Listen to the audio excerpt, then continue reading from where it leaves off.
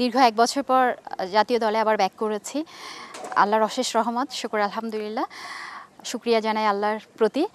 এবং এই দীর্ঘ ১ বছরের মধ্যে আমি ৯ মাস মাস্কোতে ট্রেনিং করেছি, মাস্কো একাডেমিতে। শেখ সালাউদ্দিন স্যার সহ ওখানে যারা কোচিং স্টাফ ছিলেন তারা অক্লান্ত পরিশ্রম করেছেন আমার সাথে এবং চেষ্টা করেছেন আমি যেন ভালো পারফরমেন্স করতে পারি। ইনফ্যাক্ট প্রতিটা সময় আমি ট্রাই করেছি নিজেকে প্রিপেয়ার রাখার জন্য যে ওমেন্স টিমের যখনই আমার প্রয়োজন হবে আমি যেন প্রিপেয়ার অবস্থায় থাকতে পারি। এবং লাস্ট প্রিমিয়ার লিগে একটি দারুণ পারফরমেন্সও হয়েছে আলহামদুলিল্লাহ। দীর্ঘ ৯ মাসের পরিশ্রম বলতে পারেন।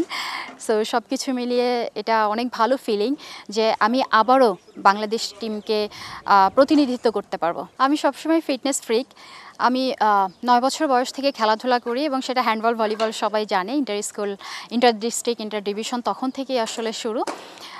২০০৭ সাল থেকে যখন ক্রিকেট খেলি তখন থেকে শুরু করে আমি চেষ্টা করেছি সবসময় ফিটনেসটা যেন খুব ভালো লেভেলে থাকে।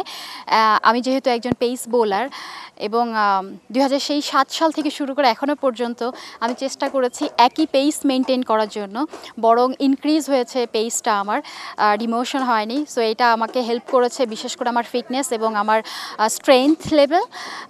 আপনারা জানেন হয়তো যে আমি ফিটনেসের মধ্যে জিম এবং রানিংটা করতে খুব পছন্দ করি। বিশেষ করে আমার এই এজে এসে আমি প্রায় ১৫.৫ বছর ন্যাশনাল টিমকে সার্ভিস দিয়েছি, ১৭.৫ বছর আমার cricket career.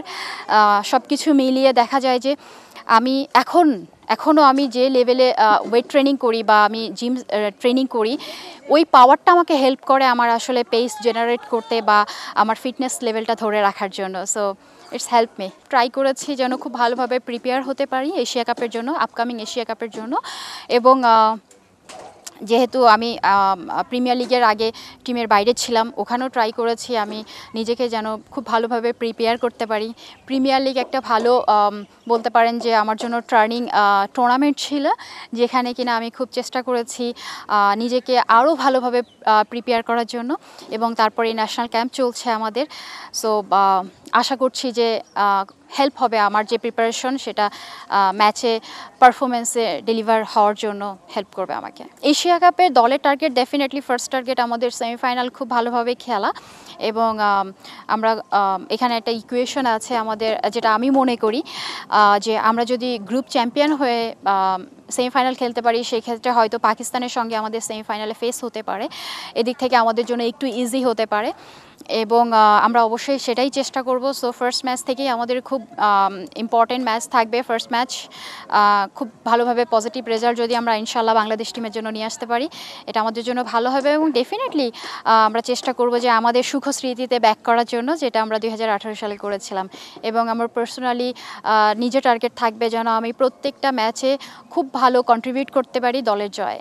Definitely it's very important for us.